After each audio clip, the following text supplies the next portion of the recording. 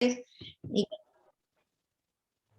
y a quienes nos acompañan aquí para esta nueva presentación del informe económico del mes que cada mes realiza el economista Hugo Facio, director de Senda y fundador de Senda. En esta ocasión estamos en agosto y corresponde entonces al análisis de julio. Como siempre, Hugo Facio aborda distintos aspectos en este análisis, y en esta ocasión también lo hará así. Vamos a tener también el comentario en distintos momentos de la presentación del informe económico del mes de la economista Marcela Vera, que nos acompaña aquí. Marcela Vera es economista de la Universidad de Chile y académica de la Universidad de Santiago de Chile, de la USACH. Así que te agradecemos mucho, Marcela, que nos acompañes y que hayas destinado este tiempo a comentar la presentación de Hugo Facio. Sin más demora, porque estamos un poco pasados en el tiempo, vamos a darle la palabra entonces a Hugo Facio. Bueno, muy buenas tardes, buenas noches. Vamos a tratar de presentar nuestro informe del mes. Mi idea es dividirlo en 3 partes o en 4 a lo mejor. Porque hay un hecho que se produjo ahora esta semana, que creo que es obligatorio que lo tomemos, lo incorporemos, que no estaba por lo tanto en mi esquema inicial, que es el indicador mensual de actividad económica del Banco Central que entregó en la semana, que publica un dato histórico, se ha dicho, porque el crecimiento de la economía en el mes de junio fue extraordinariamente elevado, 20 y tantos %, cosa que nunca se había producido. Entonces es conveniente examinarlo. Y esa va a ser nuestra primera parte. Esa podemos subdividirla, si a Marcela le parece, en 2. La refería propiamente al Chile, al IPASEC, porque la segunda sería para dar algunas pinceladas de la evolución de la economía mundial, usando datos del Fondo Monetario Internacional, la Reserva Federal de Estados Unidos, del informe de datos de Europa, etc. Y de Asia, más a datos de los índices manufactureros que adelantan un poco la evolución de la economía. Bueno, eso sería la primera parte. La segunda es poner como centro el cambio que se ha producido en Estados Unidos, desde el punto de vista político y económico del gobierno de Biden. Hay un escenario nuevo a partir de este semestre. Y lo último, si nos alcanza el tiempo, partiendo de la base que terminamos a las 8:30, hablaríamos sobre un personaje que se presenta como independiente y que tiene una larga trayectoria política, que es Sebastián Sichel. Bueno, partiríamos por el IMASEC. El Banco Central publicó en la semana su indicador mensual de actividad económica de junio, con un incremento promedio en el segundo trimestre de 17,4% en comparación a igual lapso de 2020. Aumento que alcanzó en el sexto mes del año, o sea, en junio, el récord histórico de 20,1%. El ministro de Hacienda, Rodrigo Cerda, comentó: es verdad que junio de 2020 fue muy malo para la economía y que cayó cerca de 13%. Sin embargo, añadió, un 20% va mucho más allá de un efecto rebote. Estamos logrando, subrayo la palabra logrando, la recuperación de la economía. Un aporte sustancial para el más allá de este efecto rebote, planteado por el ministro de Hacienda, lo constituyen los retiros de los 10% del fondo de pensiones, a los cuales el gobierno se opuso reiteradamente. Otro punto importante lo constituyen las transferencias fiscales. Ellas llegaron con los mínimos comunes, que se aprobó en un proceso político de discusión con la oposición, a un nivel elevado. No se puede olvidar, sin embargo, que estas ayudas, las ayudas de emergencia, comenzaron entregándose a través de escuálidos 65.000 pesos mensuales. Que después se buscó construir un acuerdo con la oposición en el periodo de Ignacio Briones como ministro de Hacienda, en que se la subió a 100.000 pesos, muy lejos de la línea de pobreza, y dentro de una presión muy constantemente para que se pudiera llegar a un nivel de ese tipo. Más concretamente, durante un lapso largo, esto ayuda a la familia o ingreso familiar de emergencia, fue marcadamente insuficiente. Por tanto, estos hechos no se condicen con la afirmación ministerial de que estamos logrando la recuperación de la economía.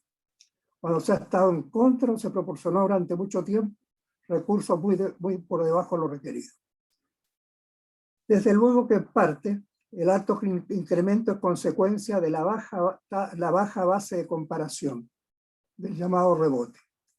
Los mismos meses de 2020 constituyeron el momento más agudo de la recesión originada de la pandemia y las medidas para enfrentarla. A ello deben añadirse otros factores que condujeron al incremento bastante superior al elevado descenso experimentado el año anterior y que llevan a Chile a ubicarse entre aquellos países que en el mundo ya recuperaron niveles del producto superior a los de la prepandemia. Eso sí, con heridas de gran profundidad, entre las cuales destaca la drástica reducción de los puestos laborales, con una composición de género aún más regresiva, con la alta caída de la participación de las mujeres. La encuesta de empleo del INE muestra que los ocupados alcanzaron el segundo trimestre a 8.041.000 personas, cifra inferior en 1.022.000 empleos a los existentes antes de la pandemia, creciendo escasamente en un 0,1% con relación a los 3 meses anteriores, o sea, al primer trimestre. De manera que la tasa de empleo se mantuvo en 50,6% en relación a la población en edad de trabajar. Se cerró el trimestre con un cuadro de estancamiento en el mercado laboral. La encuesta señala que quienes recuperaron el trabajo la encabezan en un 35,1% personas en actividades de las llamadas por cuenta propia y un 17,4% de la categoría de los asalariados informales. Un porcentaje muy elevado de quienes no han vuelto al mercado son, como ya dijimos, mujeres. Actúan para lograr el crecimiento del PIB de junio factores externos, como una recuperación global superior a la violenta caída experimentada, aunque profundamente desigual entre países, con la aplicación de políticas anticíclicas, fiscales y monetarias sin precedentes en algunos de ellos. La evolución del comercio exterior chileno también contribuyó, en un porcentaje mucho más reducido en relación a los ejemplos señalados en el incremento del producto. Ello se produce cuando el saldo de la balanza comercial es positivo, incidiendo en ello la existencia de términos de intercambio favorables. A junio, la balanza comercial del país experimentó un superávit de 5.975,6 millones de pesos, dólares. Repito, 5.975,6 millones de dólares, con fuertes crecimientos tanto en las exportaciones, que alcanzaron a 1.906,9 millones de dólares, y en lo cual incide poderosamente la alta cotización del cobre, y las importaciones, que llegaron a 45.931,3 millones. Di mal las cifras de las exportaciones, ¿no? Las cifras de exportaciones fueron 51.906,9 millones. Internamente, igualmente están presentes hechos que contribuyeron al alto crecimiento. Fundamental en ello ha sido el aumento del comercio, que lo hizo en 46,4% en relación al mismo mes del año anterior. Este resultado, constató el IMASEC, se vio incidido por las medidas de apoyo a los hogares y los retiros parciales de los fondos previsionales. Las medidas de apoyo a los hogares, como el ingreso familiar de emergencia y las efectuadas a empresas, hicieron aumentar notoriamente el gasto público. En el primer semestre del año, constató el informe de ejecución presupuestaria de la Dirección de Presupuestos, su incremento fue el más grande de la historia, alcanzando un 26,9% real, con relación a los mismos meses de 2020.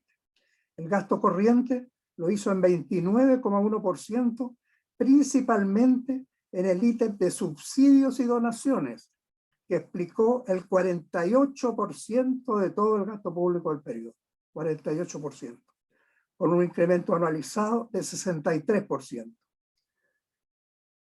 Los ingresos fiscales igualmente aumentaron el 30,6% con relación al bajo nivel del primer semestre de 2010. La mayor actividad económica, particularmente comercial, condujo a un alza de la recaudación del IVA, el gravamen más regresivo de 38,5%. El alza de la recaudación por IVA, señaló el informe de la Dirección de Presupuesto, fue debido al mayor dinamismo del consumo privado, sostenido en parte por los programas de ayuda fiscal, junto con la mayor liquidez, producto de los retiros de los fondos previsionales, y en menor medida, dice la DIPRES, el reintegro del IVA postergado durante el año pasado. El IVA explicó el 49,9% de los ingresos totales del gobierno central, o sea, la mitad. El aumento de la cotización promedio de la libra de cobre de los $2,49 durante el primer semestre de 2020 a los $4,19 de este año, el primer semestre, explica en parte importante que los ingresos provenientes de Codelco crecieron en 211,8% y los de la gran minería privada en 167,2%. El déficit fiscal se está financiando vía endeudamiento y en una proporción menor de los fondos soberanos existentes en el exterior. En el primer semestre ya giraron 4.750 millones de dólares del Fondo de Estabilización Económica y Social. Permanece una cantidad elevada en el Fondo de Reserva Previsional, cercana a los 10.000 millones de dólares, al cual se le ha dado una muy baja utilización. Los servicios tuvieron en junio una importante expansión, con un incremento en cifras anualizadas de 17,8% y de 17% en el trimestre. En relación al mes anterior al alza, fue de 2,3%. El crecimiento de junio, destacó el propio instituto emisor, apuntó 9 puntos porcentuales a la variación del PIB en 12 meses. Influyó también positivamente la recuperación del sector de la construcción, que se expresó en el aumento de 21,8% dentro de la agrupación resto de bienes. Durante el año, hasta abril, este sector descendía, comparado con iguales meses del año anterior, pero ya en mayo, en 12 meses, aumentó en 7,5% y en junio un 13,2%, influido por la construcción. Los servicios tuvieron en junio una importante expansión, yo lo dije. Se trata de ritmos acentuados de aumento logrados en casos importantes en factores transitorios que desaparecerán.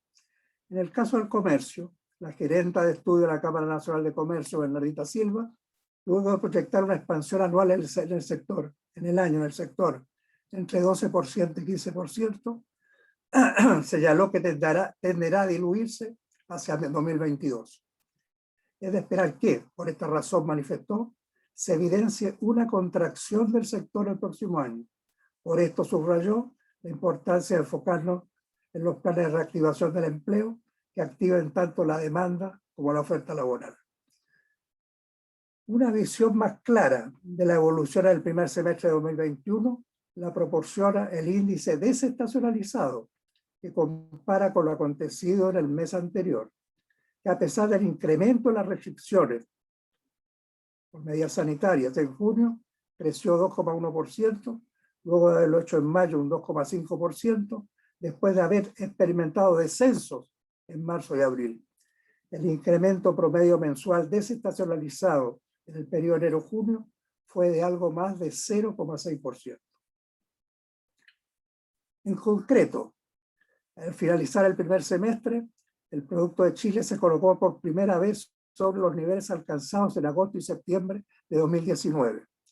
Al tomarse como 100 el promedio de actividad registrado en el año 2013, usado como referencia en las cuentas nacionales, en junio se registró 116,49 puntos, apoyados en factores como los que hemos destacado, superando los niveles de 2019 alcanzados en agosto, 114,6 puntos, y septiembre, 114,23 puntos.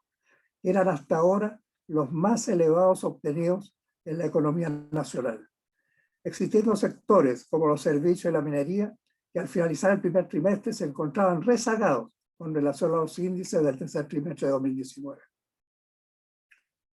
El informe de percepción de los negocios del Banco Central, confeccionado con las visiones de las 100 entrevistas efectuadas a fines de julio de administradores de empresas en todo el país y 500 encuestas online validadas, constató un mejoramiento en los niveles de actividad, que muchas respuestas la vincularon al mejoramiento de la liquidez de los hogares y a la gradual reapertura de la economía después de los confinamientos de marzo y abril. Se reduce la preocupación por la pandemia, muestra el informe de percepción de los negocios, en cambio crece por inquietudes políticas y el aumento de los costos de reposición y disponibilidad de insumos.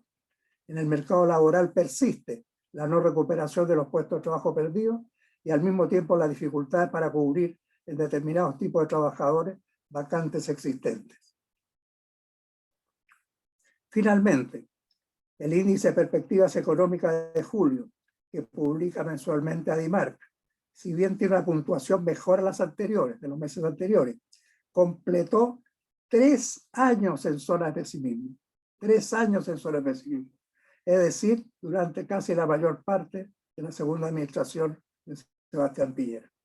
Anotó en el mes de junio, de julio, 37,4, junio, sí, anotó 37,4 puntos, siendo 50 el nivel para ingresar a la zona de optimismo. La mejoría de 4 puntos porcentuales lo explica por la disminución de los contagios del COVID-19, la apertura en comercios y servicios y los incrementos producidos en los ingresos debido a los apoyos fiscales y los retiros del 10%. Hasta aquí llegarían las referencias al IMASEC publicado recién por el Banco Central. Así que, Marcela, si tú quieres, procedemos, porque después entrarían a ver algunos elementos de la economía mundial. Así es. Muchas gracias, Hugo. Muchas gracias por la invitación. Agradezco a Senda el espacio, además de reflexión, respecto de estas temáticas que son tan relevantes como es el análisis de coyuntura económica con una perspectiva, ¿cierto?, prospectiva.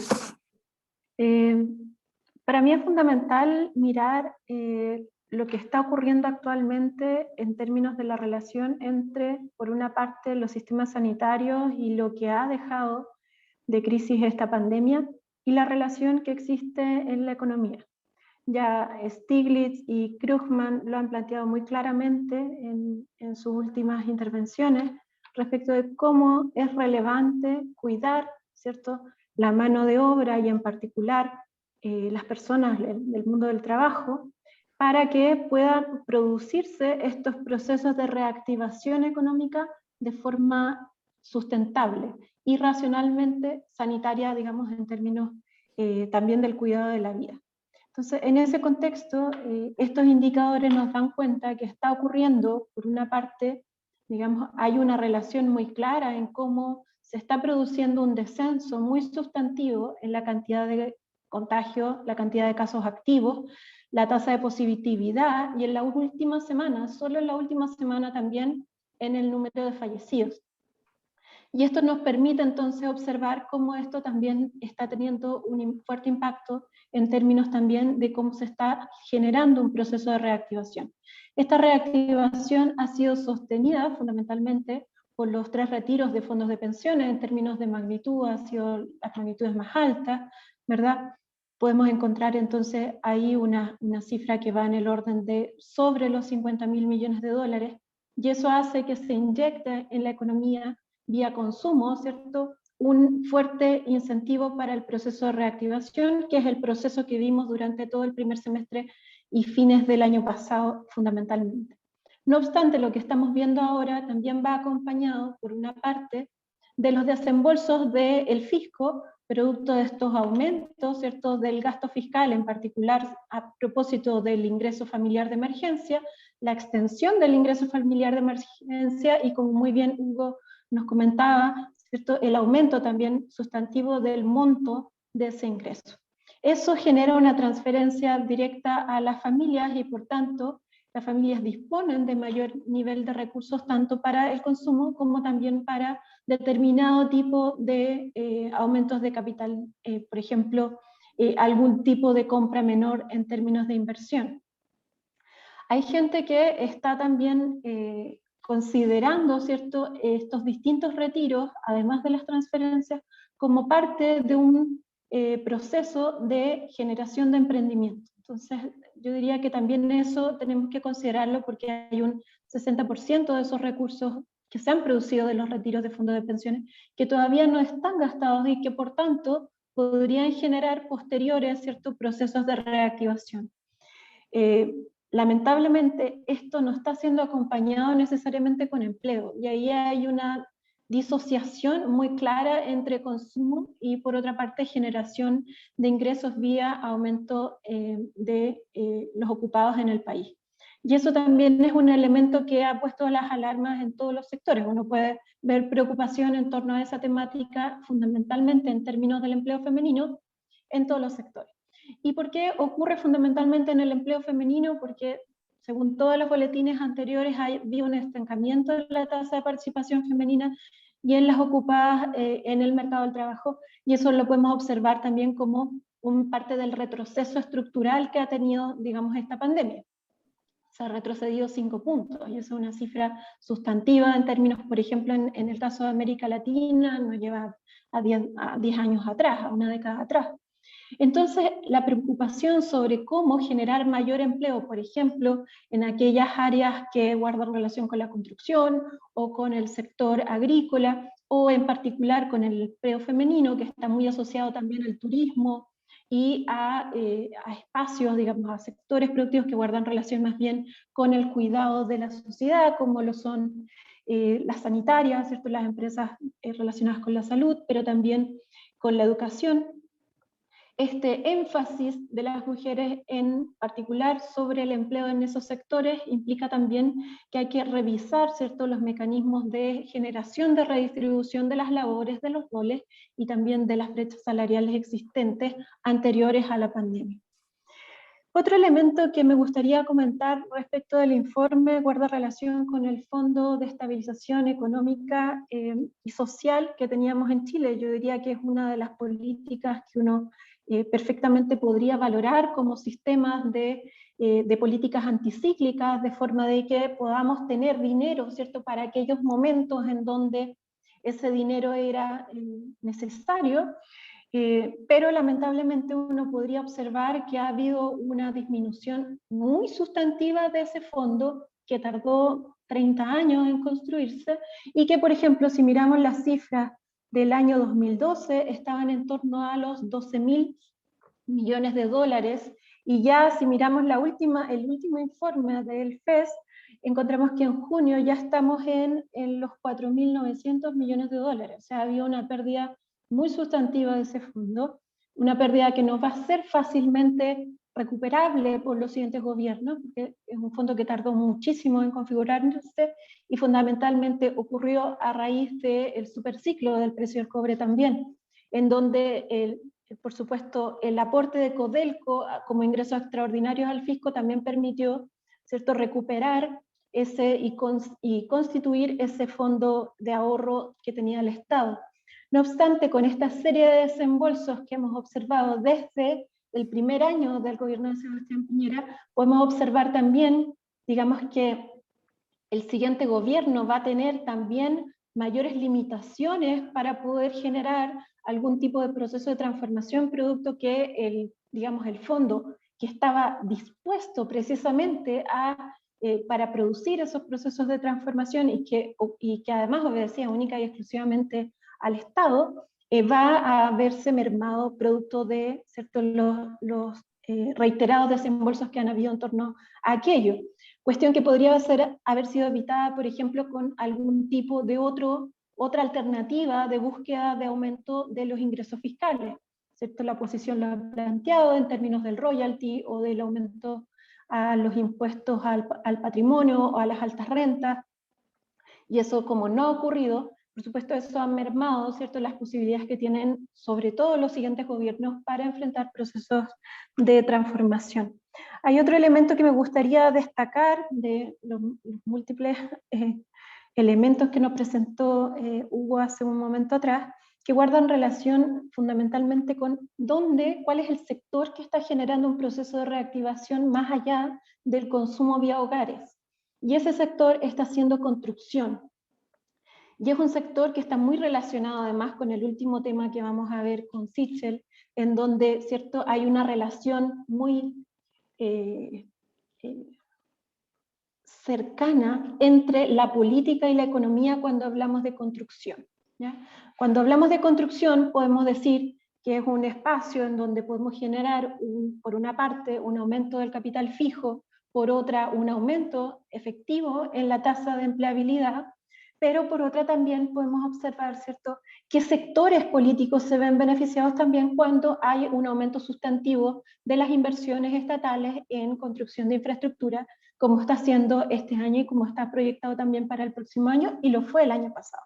Y por eso el sector de construcción también hace parte, digamos, como uno de los sectores que uno podría observar, digamos, que está teniendo un repunte. El otro sector está haciendo servicios y el comercio, aunque si uno analiza, ¿cierto?, con las series desestabilizadas, es decir, comparándolo con el mes anterior, ¿cierto?, uno puede observar que ese aumento no es tan sustantivo.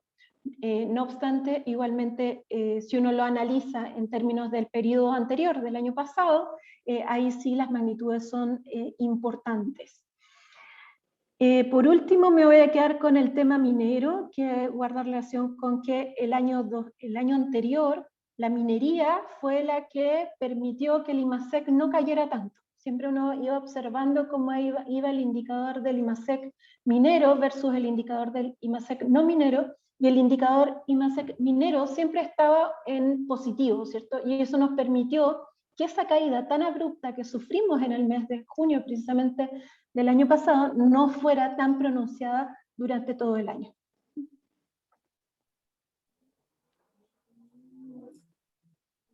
Muy bien, pues Marcela. Pasaríamos ahora a presentar un panorama, podríamos decir, de qué pasa en la economía mundial. Vamos a usar como datos del Fondo Monetario Internacional, su panorama económico mundial, los datos del Departamento del Banco Central Norteamericano, del Reserva Federal, y del instituto que estudia los ciclos, o el organismo que estudia los ciclos de Estados Unidos. Y también tomaremos los datos de Europa en base a las estadísticas de Eurostat, su fuente de estadística, y echaremos un par de elementos de lo que está pasando en Asia. Un poco, lo mejor muy largo, ¿no? Vamos a ver. El Fondo Monetario Internacional, al finalizar julio, o sea, hace muy pocos días atrás, y entregar la actualización de su panorama económico mundial, mantuvo la proyección efectuada en abril, eso fue el momento de su asamblea semestral, de crecimiento de la economía global de 6%, la cual supera ampliamente la contracción de 3,2% registrada en 2020. Constatando eso sí, que se ampliará la brecha a producirse entre las economías avanzadas y muchos mercados emergentes y en desarrollo. El promedio de las economías avanzadas crecerán, según el Fondo Monetario Internacional, un 5,6%, habiendo caído un 4,6% en 2020. Destacando los porcentajes de incremento a obtenerse de 7% por Estados Unidos y el Reino Unido, con la diferencia significativa, eso sí, que la mayor economía mundial, o sea, Estados Unidos, lo hace después de contraerse en 3,5%, o sea, recupera ampliamente el porcentaje de caída, y el país europeo, Reino Unido, de experimentar un descenso de 9,8%. Por tanto, estará lejos de recuperar la reducción registrada durante la crisis. Para los mercados emergentes y las economías en desarrollo, el Fondo Monetario proyecta un crecimiento promedio en el año de 6,3%. En ello influye poderosamente China, con una expansión de 8,1%, después de haber sido la única gran economía con cifras azules en 2020, 2,3%. E India, aunque en el caso de India, el Fondo Monetario Internacional les redujo en 3 puntos porcentuales el aumento que había estimado en abril, desde 12,5% a 9,5%, seguramente, pienso, por los fuertes impactos experimentados por la pandemia. Para América Latina, únicamente entregó estimaciones para sus dos países más grandes, Brasil y México, con aumentos respectivamente en el año de 5,3% y 6,2%, pero siendo el de la mayor economía sudamericana un incremento superior al registro negativo de 2020, en cambio México, el año pasado, había caído 8,3%.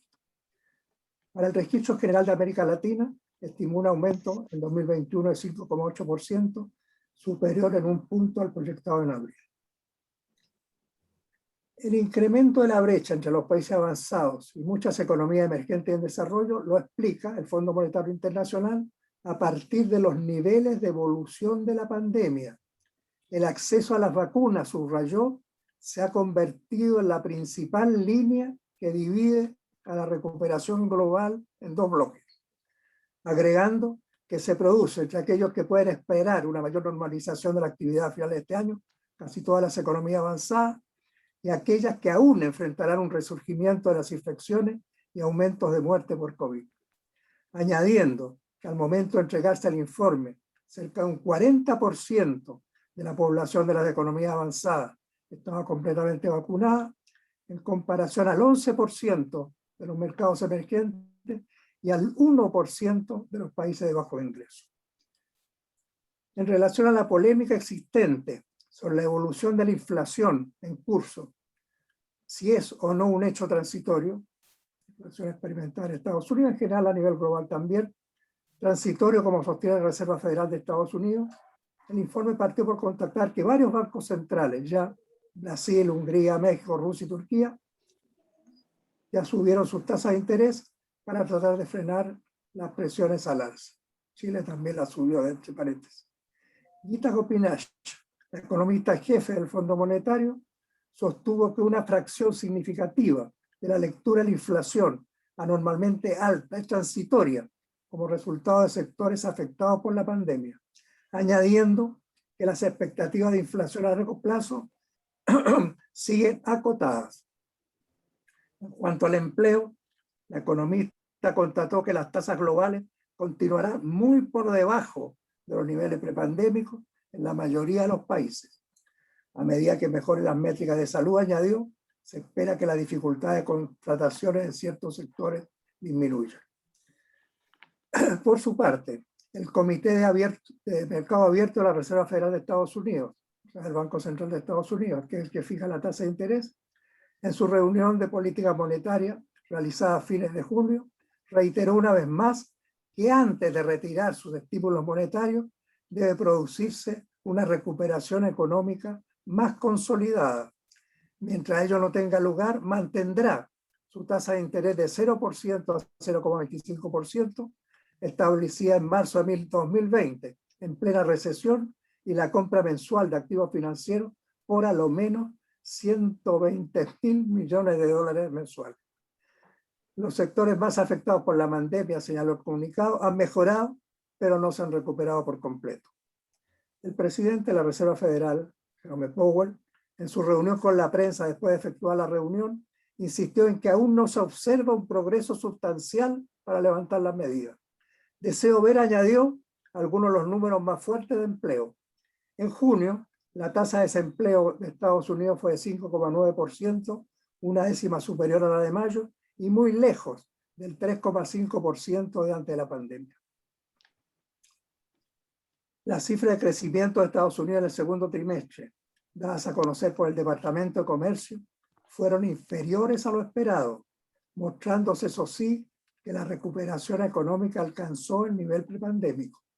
El aumento fue de 6,5% en cifra anualizada, solo 2 décimas superior al primer trimestre. Por tanto, el PIB semestral creció un 6,4%.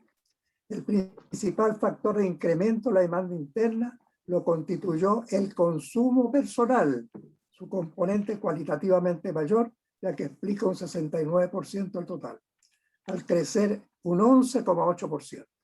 Pero hubo otros factores que causaron preocupación.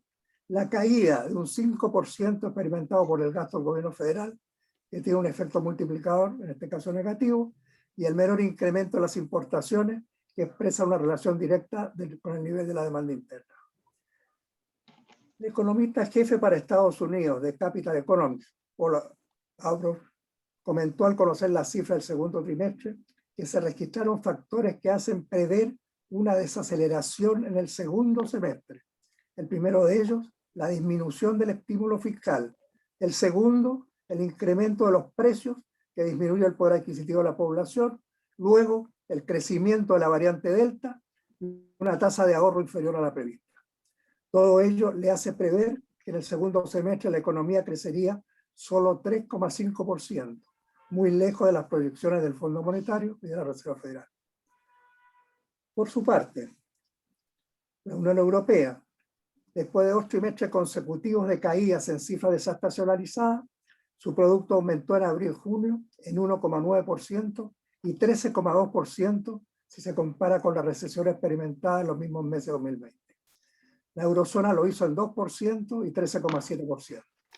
Alemania, la mayor economía regional, que descendió en 1,8% en el primer trimestre, en el segundo se recuperó en 1,5%. El crecimiento, declaró Paolo Gentiloni, comisario de Economía de la Unión Europea, ha sido más grande que lo esperado.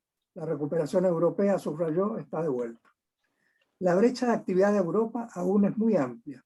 A diferencia de China, donde se cerró en el primer trimestre, y de Estados Unidos, que lo hizo en el segundo.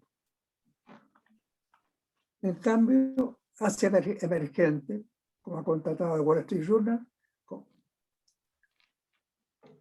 está con un débil eslabón en una recuperación económica global. Asia está emergiendo, como un débil eslabón en una recuperación económica global, puesto que las nuevas restricciones por la pandemia constriñen la manufactura en algunos países y las exportaciones. En China muestran signos de desaceleración. La variante Delta está acrecentando los niveles de contagio. Se reduce la producción fabril en el sudeste asiático. Indonesia y Malasia están entre las más afectadas, según IHC Markit, que sigue los indicadores de las administradoras de adquisición de productos manufactureros. En China, los administradoras de compra de manufactura se contrajeron a los niveles más reducidos en más de un año, señal de que tanto la demanda interna como la externa disminuye. La variante Delta se ha manifestado en más de 26 ciudades chinas, tomándose en ellas medidas restrictivas de actividades. Hasta ahí estaría este panorama de la economía mundial, ¿no? Que después lo completaríamos dedicándonos más a Estados Unidos y al cambio que se produce en el escenario norteamericano. Marcela, si te parece, adelante. Gracias, muchas gracias. Sí, voy a comentar solo algunas cosas de esta parte del informe. Me parece que precisamente hay una disociación en este aumento, ¿cierto?, del consumo vía los hogares, y por otra parte esta ralentización que se está observando a nivel fabril, en particular en la industria intermedia de China. Podíamos observar cómo hace unas semanas tenía precisamente un reporte en donde existía un descenso significativo, ¿cierto?, de este ámbito, y así ocurre también en otras industrias asiáticas, como lo es, por ejemplo, la industria de los chips, que ha generado también un cuello de botella muy significativo, sobre todo en términos del desarrollo de determinadas tecnologías. Y ese cuello de botella que se está produciendo no en cualquier lugar, sino que se está produciendo también en Taiwán, y por tanto uno puede observar cómo hoy día quien tiene el control estratégico de este monopolio que está ocurriendo en Asia respecto de la fabricación de los chips está teniendo también un fuerte impacto en distintas áreas de la producción más industrial y sobre todo el desarrollo más tecnológico avanzado. Quien tiene hoy día el chip más pequeño que permita el mejor almacenamiento de la información también puede, en definitiva, hacer esta carrera de datos y de información que sea mucho más ágil y rápida. Por tanto, ahí hay un elemento que también hay que considerar en términos prospectivos, y cómo esos chips también dependen fundamentalmente, muy curiosamente, de la posibilidad que tengan de acceso a agua pura, porque finalmente los chips requieren del agua pura para poder limpiarse y entonces terminar esa fase de producción. Y entonces, cuando uno hace un análisis más global de cuáles son las tendencias de las tecnologías limpias, también es muy curioso cómo el agua nuevamente está como uno de los insumos fundamentales para el desarrollo también de ese tipo de producción. Por otra parte están las variantes Delta, la variante que encontramos en India, en Japón, en países como Brasil también, y cómo eso nos puede ir afectando en términos de la eficiencia con la cual puedan operar las vacunas. No solo la eficiencia inmediata, sino que más bien cómo vamos a pensar entonces la producción de vacunas, sobre todo para el futuro. Y ahí está la discusión de la obsolescencia programada, en donde las fábricas, las industrias producen determinado tipo de tecnología, pero programan que esa tecnología tenga una cierta duración. Y lamentablemente uno tendría que hacerse la pregunta concreta y ética también de cuánto va a ser precisamente ese periodo de eficiencia de las vacunas y cómo el proceso de investigación científica va a apuntar a que esas vacunas tengan una mayor cobertura o menor cobertura. Y cuando uno observa la discusión de esta semana, precisamente de que se estaban pensando, que ya se estaban aumentando los precios tanto de la vacuna de Moderna y de Pfizer, uno puede observar que esa discusión de la obsolescencia programada va a ser un elemento que también vamos a tener que considerar, producto sobre todo de este avance de las distintas variantes en el mundo. Hay un elemento que para mí es central en los análisis cuando uno hace análisis a nivel global, que guarda relación con la brecha que se está produciendo entre los países más desarrollados y los países, digamos, periféricos o subdesarrollados, ¿cierto? O en los mal llamados vías en desarrollo. Y podemos observar en la década de los 80, 90, en los 2000, ¿cierto?, que esta brecha ha ido aumentando cada vez más. Y ahí hay trabajos como los de Krugman o como Krugman y Venables, como también los trabajos de Piketty, que nos muestran que esa brecha precisamente se amplió. Y si uno analiza, por ejemplo, los rankings tipo Forbes, han aumentado muy sustantivamente las ganancias aquellos grandes grupos económicos, y por tanto eso debería también correlacionarse, ser coherente, ¿cierto?, con los niveles de aumento de esas brechas entre los más ricos y los más pobres. Y eso es tremendamente preocupante, porque si tomamos, ¿cierto?, todos estos elementos, podemos observar que el próximo año no va a ser un año en donde podamos decir esto ya está superado, sino que vamos a tener que necesariamente mirar qué es lo que va a estar ocurriendo en términos medioambientales, qué va a estar ocurriendo con los déficits de agua que ya podemos observar, pero también con todas las consecuencias que hay respecto al cambio climático. En todos los últimos, yo diría como los últimos 5 meses, uno puede observar un aumento muy sustantivo de los conflictos climáticos que, por ejemplo, tienen a Atenas hoy día cubierta de ceniza, ¿cierto? Y cómo eso va a afectar de forma cada vez más directa también a los procesos económicos en los distintos países, pero en particular a los procesos que tienen las economías periféricas, en donde también hay una brecha que no solo es tecnológica, económica, productiva, del nivel de institucionalidad estatal, ¿cierto?, del nivel de inclusión, sino que también es medioambiental.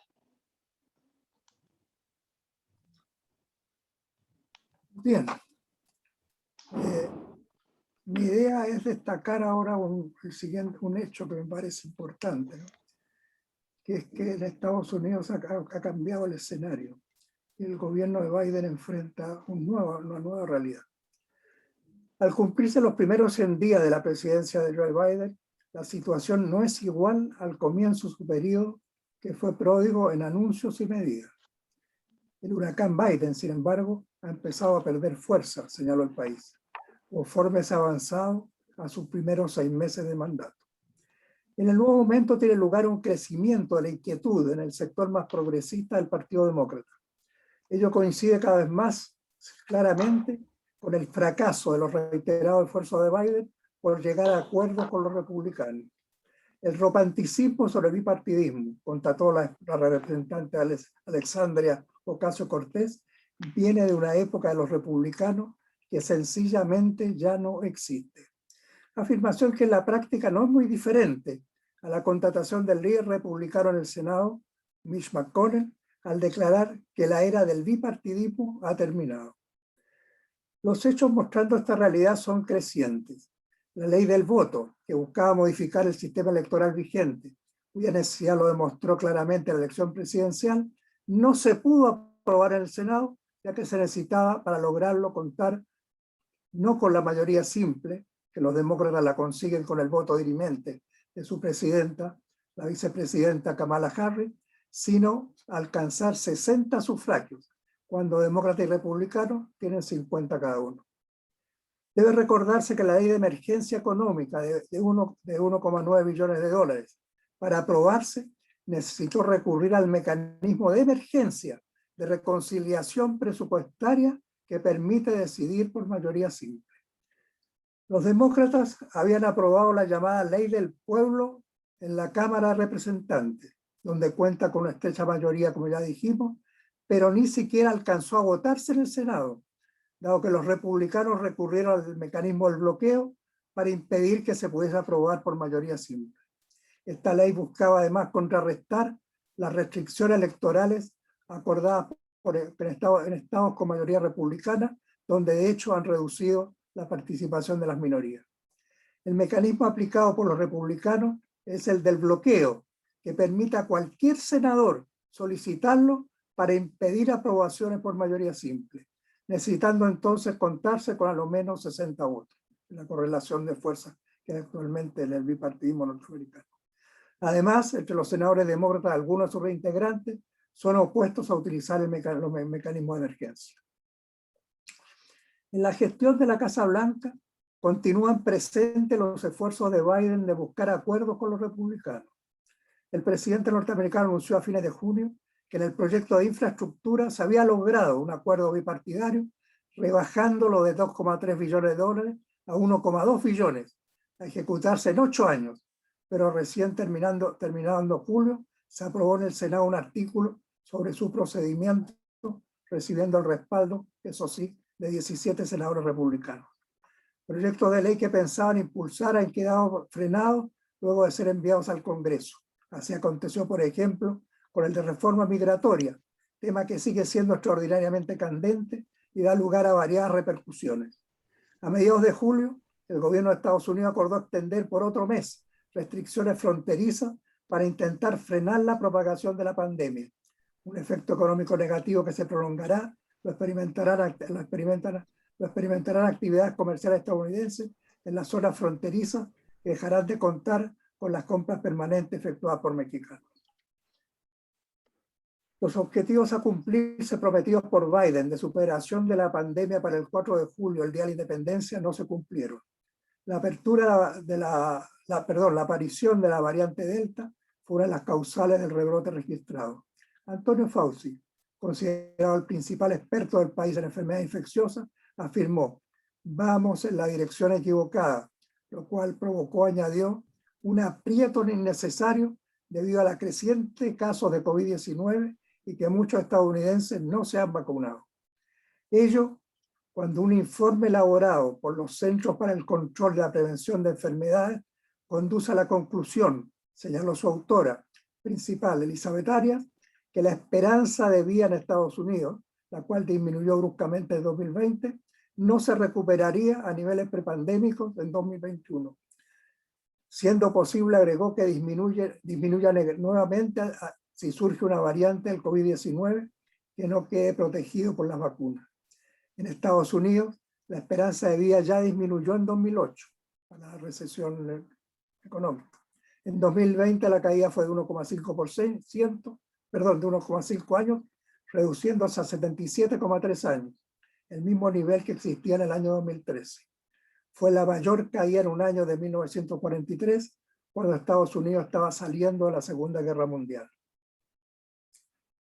El 26 de julio, el gobierno estadounidense, debido al incremento de los contagios de una media diaria de 6.000 casos a más de 26.000 desde que apareció la variante Delta, decidió mantener las restricciones al ingreso a Estados Unidos de los extranjeros que hayan permanecido en los últimos 14 días en los 26 países de la Unión Europea, Irlanda, Reino Unido, China, India, Irán y Brasil.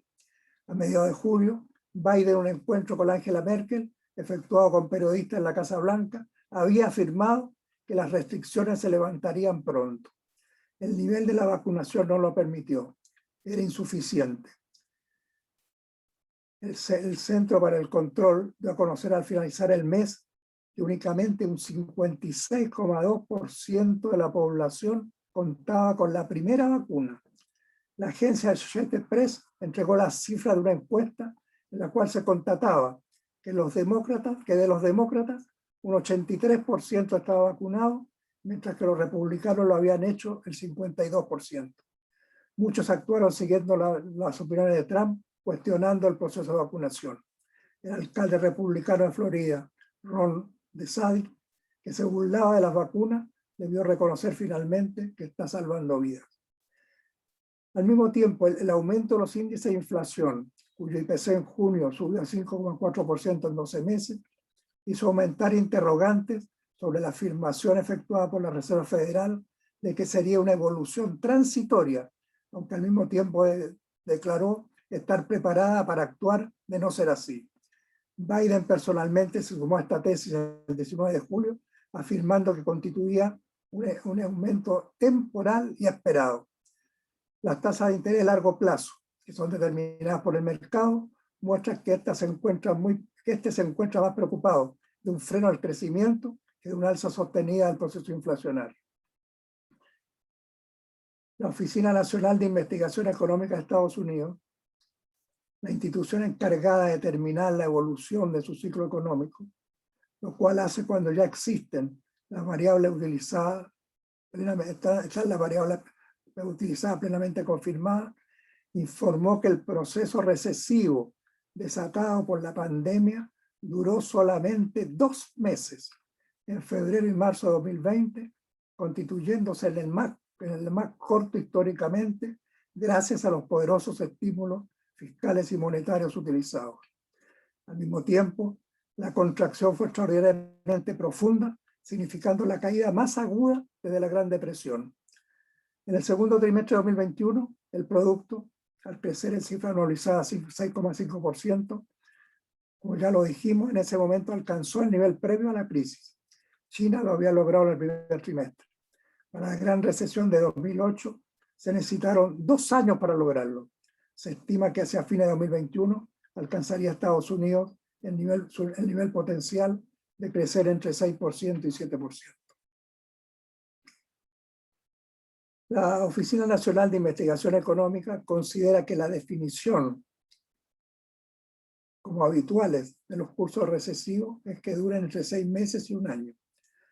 Así como el de 2020 en Estados Unidos fue muy corto, en las 13 recesiones vividas con posterioridad a la Segunda Guerra Mundial han existido otras muy extendidas. Para la Gran Depresión se prolongó 43 meses, entre agosto de 2029 y marzo de 2033. Y para la Gran Recesión, iniciada en diciembre de 2007, duró hasta julio de 2009, durante 20 meses. En el terreno internacional, el gobierno de Biden, modificando drásticamente la práctica seguida por Donald Trump, se pronunció a favor del multilateralismo, no de América primero. Al mismo tiempo, se sumó plenamente a la política de su antecesor de bloqueo a Cuba. Biden señaló que medidas adoptadas contra el ministro de Defensa cubano y la Brigada Especial Nacional constituyen solo el principio. The New York Times publicó una carta firmada por 400 expresidentes, entre ellos Lula Silva, 400 expresidentes, entre ellos Lula Silva, científicos, artistas intelectuales, para que no se crea que son 400 expresidentes, para que la Casa Blanca deje sin efecto las más de 240 medidas adoptadas por Donald Trump contra la isla.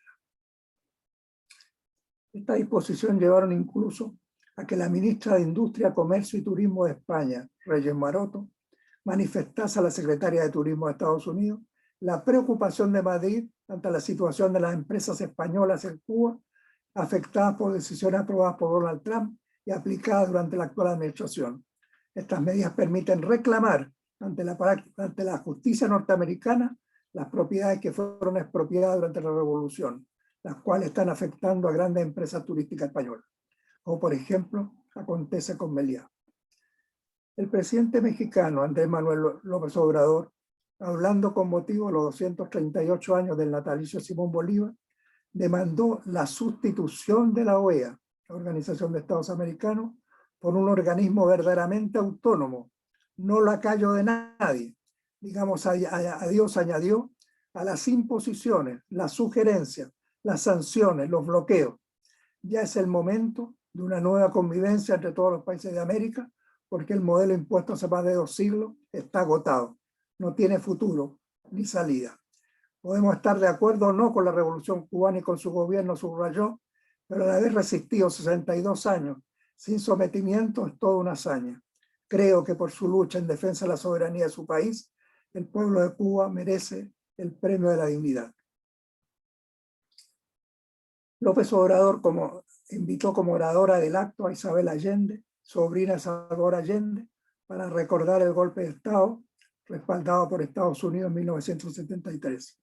Su discurso se pronunció en víspera de la reunión en México de cancilleres de la Comunidad de Estados Latinoamericanos y Caribeños, la primera reunión presencial de ministros de Relaciones Exteriores de la región desde el estallido de la pandemia. La CELAC es un organismo que no tiene a Estados Unidos entre sus integrantes y del cual Bolsonaro retiró a Brasil. De otra parte, Estados Unidos está enfrentando por segundo año consecutivo un déficit presupuestario del orden de los $3 billones debido al aumento en el gasto público. Paul Krugman, en un artículo destacando que el gasto fiscal millonario tomó impulso en Estados Unidos de nuevo, señaló que son los alarmistas la deuda han perdido casi toda su credibilidad. Las crisis fiscales que no han parado de predicar nunca han sucedido. Aunque la cifra de la deuda parezca alta, las bajas tasas de interés sugieren, añadió, que el costo probablemente sea fácil de asumir. Las propuestas presupuestarias de la administración de Biden hacen contar que, de hecho, añadió, las tasas de interés reales son negativas.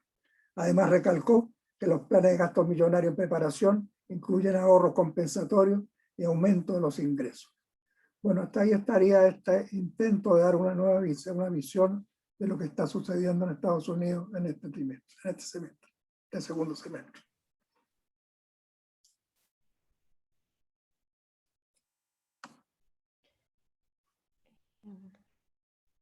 Muy interesante. Marcela, ¿te parece? Sí, muy interesante la exposición sobre Estados Unidos. Me parece que tiene además un nivel de detalle también más político respecto de, ¿cierto?, cómo se está generando esta toma de decisión al interior del Congreso estadounidense. Voy a comentar algunos de los ámbitos que se plantearon en el informe y me parece que aquí hay una visión de Estados Unidos que guarda relación con dónde está poniendo la prioridad y el acento hoy día cuando se está produciendo esta crisis global. Porque más allá, digamos, del juego que está produciéndose evidentemente con los números, aquí hay un déficit todavía de empleo, ¿cierto? Hay un problema sanitario en curso y por tanto, digamos, Estados Unidos está tomando también una decisión respecto de cuáles elementos está priorizando en su política económica.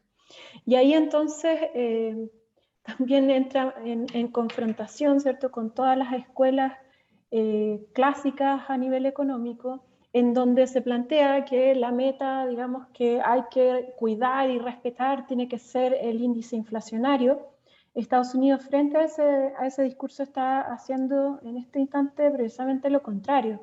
Y ya veíamos que en abril, ¿cierto?, había una primera alarma fuerte cuando uno de sus indicadores de inflación subyacente, el PCE subyacente, podíamos uno observarlo ya en 3,1%, cifra que además era mayor que la que podíamos haber observado en mayo de 1992.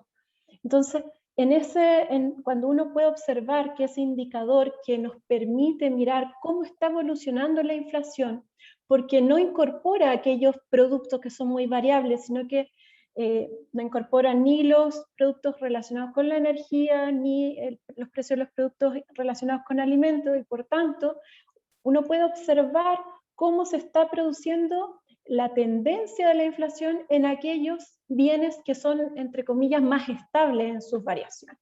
Entonces, ya Estados Unidos sabía ahí que había una información muy sustantiva en términos de cómo se iban a comportar la inflación en el futuro. No obstante, la Fed emitió, ¿cierto?, un comunicado respecto de que muy probablemente va a haber una subida de tasas de interés, pero a fines de año, y no subió las tasas de interés rápidamente como sí ocurrió acá en Chile, frente a una inflación bastante menor. Entonces sin lugar a dudas ahí hay una priorización también por el no retiro temprano de las ayudas fiscales. Cuestión que también estuvo en discusión en las últimas semanas de qué iba a hacer Estados Unidos, si iba a retirar o no esas ayudas fiscales de manera de poder disminuir la presión que estaba existiendo sobre los precios. La inflación podemos situarla en las últimas cifras en torno al 4,6%, al 5,6%, y es una cifra bastante significativa en relación a lo que, por ejemplo, uno podría observar que en el caso de Chile, que está en torno al 3%. Entonces, Estados Unidos ahí está haciendo una priorización, ¿cierto?, por un proceso de reactivación de su economía interna y no por lo que está ocurriendo respecto de la economía financiera. Y por lo menos a mí me llamó la atención. Yo era parte de las economías que estábamos planteando que el Banco Central no tenía, el Banco Central Nacional, ¿cierto?, de Chile, no tenía que aumentar tan rápidamente la tasa de interés. Y Estados Unidos precisamente optó por ese camino para fomentar, ¿cierto?, el proceso de reactivación, sobre todo para fomentar el proceso de creación de empleo, que al parecer es uno de los sectores que está teniendo mayor rezago frente a este escenario. Y el otro punto que quería comentar era el de Cuba. Me parece que en el caso del gobierno de Biden debiese necesariamente haber cambiado el ritmo de su antecesor, haber dado un giro de lo que había hecho Trump anteriormente con la instalación de estas 240 medidas contra Cuba y que por tanto agudizaban el bloqueo económico y financiero a lo cual ha estado sometido la isla, y que el embajador cubano en una de las entrevistas hace unas semanas atrás comentaba, cubano en Chile, comentaba que había existido, digamos, una pérdida de recursos para el gobierno cubano del orden de los 9.000 millones de dólares.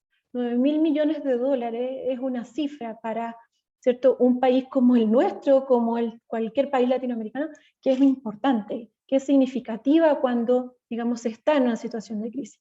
Pero además es un bloqueo económico que le impide la compra de alimentos, de medicamentos, y que por tanto ahí también, digamos, uno tendría que tener una mirada crítica frente a una situación que también guarda relación con los ámbitos humanitarios.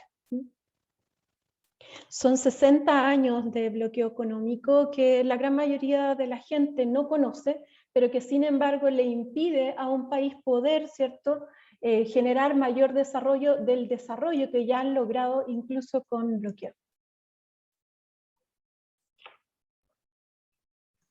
Bien. Estamos a la parte final de lo que yo tengo, ¿no? Que se refiere a Sichel, Sebastián Sichel, como el candidato al empresariado. Sebastián Sichel, en las elecciones presidenciales las primarias presidenciales del 18 de julio, fue designado como candidato de la derecha para la primera vuelta de noviembre. Quedaron desplazados los candidatos de Chile Vamos. La votación mayoritariamente se pronunció por un candidato que se denominó independiente. ¿De dónde proviene su respaldo? Ese ciertamente independiente, como se señala. Evelyn Matei en enero, cuando era precandidata a las primarias presidenciales de la derecha, expresó abiertamente que Sichel fue o es el candidato de los empresarios, de libertad y desarrollo, y de políticos que no quieren perder poder. Los apoyos económicos que recibió su candidatura, de acuerdo a las cifras contabilizadas por el CERVEL, apuntan en estas direcciones. El vicepresidente de Conchitoro, Rafael Guilizasti, que en abril fue ratificado en el directorio de 5 empresas en cascada controladas por Julio Ponce Lerú, a través de las cuales participa en el control de la minería no metálica Soquimich, relató que el colectivo, así llamado de Sichel, nació hace unos 8 o 10 años. Primero teniendo como figura central al ex ministro de Hacienda Andrés Velasco, en el Partido Ciudadanos. Esta agrupación se dividió en 2017 al apoyar varios de sus integrantes, entre ellos Sichel, la candidatura presidencial de Sebastián Piñera. Sichel había militado anteriormente en la Democracia Cristiana y siguió corriéndose junto a otros integrantes posteriormente de Ciudadanos, entre ellos Juan José Santa Cruz y Rafael Guilizasti, hacia la derecha. Por esta característica, el expresidente de Molimet, Jorge Anastasio, que también lo apoyó económicamente, relató que conoció a Sichel efectuando una exposición acerca de la comercialización del litio y sabiendo después de su evolución política, concluyó que se trataba de una persona que ha tenido experiencia, se ha dado vuelta a la chaqueta, eso significa que piensa las cosas 2 veces. En el listado de apoyo económico proporcionado por el CERVEL figuran numerosos integrantes del empresariado. Por ejemplo, Fernando Agüero, que fue nominado presidente de la Sociedad de Fomento Fabril en tiempo de la dictadura, que viajó a Roma para la canonización de José María Escrivá de Balaguer, fundador del Opus Dei. José Miguel Barro, socio de la empresa financiera La Red Mundial desde 1987, miembro de numerosos directorios de empresas, entre ellas CCU y Viña San Pedro del Grupo Luxor. Bruno Filippi, que también ocupó la presidencia de Sofofa entre 2005 y 2009, colaborando además en los ministerios de Hacienda, encabezados por Sergio de Castro y Hernán Vigil. En 2013, Sebastián Piñera lo puso al frente de la Comisión Asesora de Comercio, Tecnología e Investigación, que dio nacimiento al Ministerio de Ciencia y Tecnología. Y Bruno Filippi, que igualmente integró varios directores empresariales y encabezó la Española Telefónica de Chile durante 5 años. El diario La Segunda destaca que el descubridor de Sichel es Juan José Santa Cruz, socio Econosur del diario electrónico El Dinamo, y dueño junto a sus hermanos de un predio agrícola en la 7ª región. La tercera lo presenta a Juan José Santa Cruz como su mentor y coordinador político. Ambos proceden de la Democracia Cristiana. Santa Cruz ocupó alta función a este partido cuando era presidente Adolfo Saldívar. No era cercano a él, recuerda el propio Santa Cruz, pero no era colorín. Siempre me sentí más identificado con el alwinismo, con Mariana Elwin, Ignacio Boca, René Cortázar, Jorge Burgos, etc. Es decir, con el sector del ala más derecha del Partido Demócrata Cristiano. Se conocieron en octubre de 2007 en un congreso ideológico de la Democracia Cristiana, donde uno de sus temas candentes lo constituyó el lucro de la educación. En el marco del debate, consignó la tercera, hubo coincidencia entre Sichel, Santa Cruz y la ministra de Educación Mariana Elwin, quien conocía a la ahora candidato presidencial desde los 20 años por su trabajo en la comunidad Bernardo Leito. A la Democracia Cristiana primero renunció Santa Cruz en 2013, más tarde Sichel en 2015 y Mariana Elwin en 2018. La relación entre ellos continuó en ediciones Giro País, que promovía debates sobre cambios sociales, en cuyo directorio estaban Santa Cruz y Mariana Elwin. Esta iniciativa posteriormente dio lugar a la formación del sitio web El Dinamo. Se efectuó una encuesta de cuya respuesta surgió la idea de levantar la candidatura presidencial de Andrés Velasco. Para ello constituyeron el movimiento político Fuerza Pública, de la cual formaron parte Sichel y Santa Cruz durante 2013 a 2015, junto a Rafael Guilizasti, al empresario Jorge Razzuri y al exdirector de Servicios de Impuestos Ricardo Escobar, que fue el origen de Ciudadanos, liderada en ese momento por Andrés Velasco. La candidatura de Velasco contó con el respaldo de la Generalidad del Empresariado, que se colocó detrás de la elección reciente de Sichel. En 2017, Ciudadanos se quebró cuando Velasco optó por ser candidato a senador por Maule sin ser elegido y luego estuvo en contra de apoyar en la segunda vuelta a Sebastián Piñera, lo cual lo hicieron después quienes siguieron la alternativa Sichel, entre ellos Sichel. Santa Cruz rompió violentamente con Velasco cuando, como relató el Mercurio, le señaló: esta es la última vez que te saludo, mentiroso y desleal. El exministro contestó: le creí un puñado de señores que decían ser modernos y liberales y resultaron ser lo contrario, conservadores y prejuiciosos. Luego vino un proceso político de donde se gesta la candidatura de Sichel. La segunda publicó un recuadro donde coloca a sus compañeros de una década: Juan José Santa Cruz, el coordinador de su campaña; Rafael Guilizasti, vicepresidente de Conchitoro; Patricio Arrau, fundador de la consultora Jerez; Patricio Arigoitía, exdirector de NAMI, fundador de Novis; Ricardo Escobar, miembro del estudio jurídico Bófil Escobar Silva y el director del Servicio de Impuestos Internos; Eugenio Evans, catedrático de la Universidad Católica; y Mariana Elwin. Sichel se ha preocupado de subrayar el papel de Santa Cruz y Mariana Elwin en la travesía política que han efectuado juntos.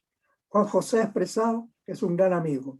En la política es el socio. Con la Mariana, que cree que el centro es un camino y no un espacio.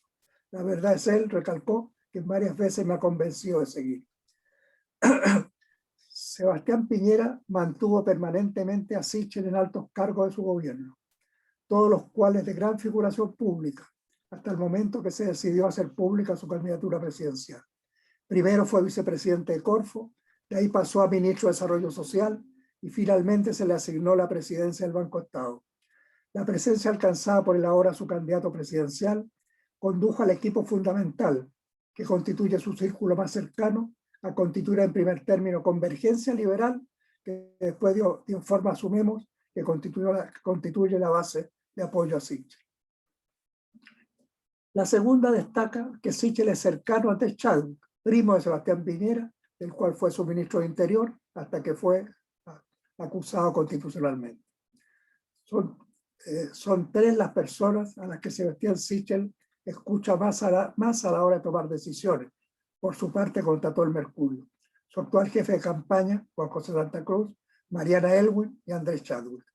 La relación de amistad entre Chadwick y Sichel comenzó en 2015, cuando el exministro del Interior entró a la Universidad San Sebastián y formó un instituto de políticas públicas, donde su compañero de oficina fue Sebastián Sichel. Fue el propio Chadwick quien le presentó a Sichel al recién electo presidente Sebastián Piñera, quien lo nombró vicepresidente ejecutivo de la Corfo. Para asumir la Corfo, Sichel declaró que se inhabilitaría en el tratamiento de los asuntos estratégicos del litio, dado que había asesorado a la estadounidense Albemarle, a la cual se le entregó, al igual que a Sokimich, derecho de explotación en el Salar de Atacama, inhabilidad que nunca cumplió. Al finalizar la segunda administración de Michelle Bachelet, se suscribió un acuerdo que se dio a conocer como efectuado solo entre Corfo y SQM, que es Sokimich, aumentando su cuota de explotación de litio hasta el año 2020, dándose como una de las razones para firmarlo que Julio Ponce no participaría en la gestión y en la estructura de dirección de SQM, acuerdo que en realidad era absolutamente irreal. Ponce siguió presente en la dirección de la minera no metálica, ya que varios miembros del directorio fueron nominados con sus votos, siendo además el mayor accionista individual. Los documentos y testimonios que se fueron conociendo demostraron que en realidad el acuerdo se acordó con la participación de representantes de Ponce, entre los cuales estaba Rafael Guilizasti, que pasó bruscamente de la vicepresidencia de Corfo, de donde debía asegurar que SQM cumpliese su compromiso, a la dirección de las empresas de cascada, desde las cuales Ponce invierte en la minera no metálica. Inicialmente el gobierno de Piñera y por tanto el vicepresidente de Corfo, Sebastián Sichel, buscaron hacerse a un lado sobre la polémica desatada por el acuerdo, argumentando que se trataba de un tema entre privados. Pero rápidamente pasaron a poner el acento en el cumplimiento de los acuerdos, absolutamente negativo para el país, al aumentar las extracciones de litio para una empresa como Sokimich, cuestionada por ser partícipe fundamental del escándalo que significó los vínculos entre el poder económico y el mundo empresarial, entre el poder económico y el mundo político. La diferencia al interior de la coalición de derecha no queda superada por la nominación de Sichel como candidato presidencial. Se manifestó rápidamente en el proyecto de ley del cuarto retiro del 10% del fondo de pensiones. Voy a hacer el esfuerzo mayor, declaró Sichel en entrevista radial, para ayudar a ordenar a los parlamentarios y también voy a estar mirando quiénes apoyan o no esto para después cuando pidan apoyo de vuelta en las campañas. Me gusta el Sebastián Sichel que defiende la libertad, replicó el diputado de Renovación Nacional Eduardo Durán, y no el que vigila qué hacemos en cada votación. los parlamentarios agregó, tenemos una soberanía que nos da la gente. Para la aprobación en la Cámara de Diputados del cuarto retiro, se necesita un quórum de 3/5, para lo cual se precisan votos de Chile Vamos, que se sumen al conjunto de la oposición, aunque ésta lo apoye cerradamente. Muchas gracias. Hasta ahí yo llego. Marcela. Muchas gracias, estimado. No es obligatorio. Sí, solo muy brevemente entonces, Sichel encarna al empresariado de Chile y lo encarna a través de un posicionamiento que se efectuó al calor del estallido social y posteriormente la pandemia, de que una parte de la DC cogobernó, ¿cierto?, con la derecha en este país. Y Sichel fue la figura que cuando se produce el cambio de gabinete de Sebastián Piñera y se abre a otros sectores políticos que no conformaban la derecha, Sichel en ese contexto ingresa, ¿cierto?, a la Corfo y posteriormente al Ministerio de Desarrollo Social. Cuando Sebastián Piñera lo saca del gabinete, no lo saca y simplemente deja de relacionarse con ese sector político de C, sino que lo sitúa en un cargo de mucho poder en ese momento, que era ser director del Banco del Estado, y de mucho poder en ese momento porque estaba en curso toda la política de FOGAPE, pero también estaba en curso todo un proceso de diferenciación entre los créditos que podía otorgar el Estado a través del Banco del Estado y los créditos que otorgaban otros bancos. Entonces Sichel encabezó una campaña publicitaria a favor del Banco del Estado, lo que lo situó en el mundo emprendedor. Yo diría que fue una construcción de perfil político que abordó no solo esta trayectoria política de cogobierno con un sector de la DC, en el marco del estallido social, sino que también, ¿cierto?, fue una configuración en donde se estudiaron las redes sociales, se estudiaron cuál era el perfil que podría, ¿cierto?, tener una mayor cobertura por parte del votante hacia ciertos sectores quizás más despolitizados, pero que sí buscan aún la promesa del emprendimiento en nuestro país. Y Sichel, entonces, desde su perfil político, digamos, coincidía perfectamente con ese tipo de figura, pero también coincidía con esta relación que tiene Sebastián Piñera, histórica además a través de su familia, con un sector de la DC. Y por tanto, ahí hubo un resguardo de su gobierno, pero también un resguardo de la continuidad de su gobierno, o por lo menos del poder que tiene al interior de la derecha. Y eso en términos económicos se ha traducido efectivamente en las políticas económicas asociadas a la construcción.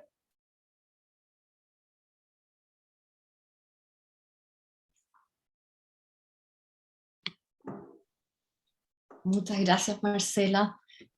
No sé si tú, Hugo, quieres agregar algo, cerrar con algo a este nuevo comentario de Marcela. Yo no. Yo creo que los temas que hemos tratado hoy día son temas realmente trascendentes, ¿no? El IPASEC es una cosa que de Chile hay que analizarlo detenidamente. ¿Qué significa realmente? ¿Cuál es la situación que se ha dado? ¿Cuáles son los problemas que están planteados? El cuadro económico mundial presenta en este momento elementos de variación muy profunda, tanto económico como político. Y en el caso de Chile estamos frente a una candidatura que levanta la derecha con el rótulo de que es independiente, cuando tiene una intensa trayectoria política de mucho tiempo y tiene un apoyo abierto del empresariado que nadie discute. Habría que agregarle a lo mejor que es una demostración también del debilitamiento de los partidos tradicionales de la derecha, ¿no?, que es lo que conduce a su triunfo amplio, ya algo lo hacía en las primarias presidenciales. Entonces, ese es el cuadro que tenemos. Habrá que seguirlo viendo en el futuro, en qué forma transcurre, hacia dónde se mueve. Pero lo que no podemos perder de vista es lo que recalcamos siempre, ¿no? Que la clave es que el pueblo sea protagonista. Entonces lo que hay que buscar es que la presencia del pueblo sea cada vez mayor, ¿no? Porque eso es lo que en definitiva posibilita transformaciones significativas. Eso por mi parte, Roxana. Quiero hacer un alcance, creo que sería bueno retirar los letreros Senda 25 años, pues ya cumplió 26. Sí, Senda 26 años, y bueno, el panorama eleccionario va a estar también influido no solamente por los empeños empresariales a través de este candidato atípico, tal vez, y como tú bien señalas, Hugo, de un debilitamiento y una crisis de los partidos tradicionales de derecha, sino que por el proceso constituyente, y es ahí donde las expresiones del pueblo se están concentrando, pero se van a cruzar estos dos procesos cuando el proceso constituyente vaya entrando ya en Honduras, con las campañas presidenciales y con los candidatos que, digamos, logren llegar a la papeleta. No van a ser todos los que tenemos ahora. Bueno, tenemos que agradecerle a Marcela Vera haber acompañado el informe económico del mes con 4 comentarios, grandes aportes y muy claros además, y bueno, el informe económico del mes de Hugo, que todos los meses nos hace pensar.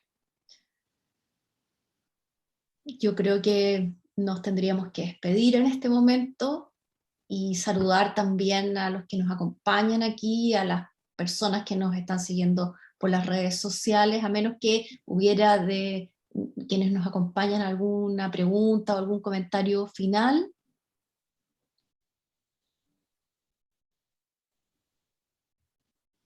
Pero aquí viendo el chat no ha habido preguntas escritas, así que lo podemos dejar hasta aquí y nos veríamos en el informe económico a comienzos de septiembre para analizar el mes de agosto. Y entre medio muchas otras actividades que tiene Senda, a mediados de mes, el Lima 6 Senda, análisis basado en la información de las cotizaciones del sistema AFP y del índice de actividad económica mensual, y también la próxima semana tenemos la escuela de temporada, la escuela de invierno de Senda desde el lunes al viernes. En nuestras redes sociales pueden encontrar toda la información. Muchas gracias Marcela, Vera y Hugo Facio. Estén muy bien, un gran abrazo a todos. Muy buenas noches. Buenas noches.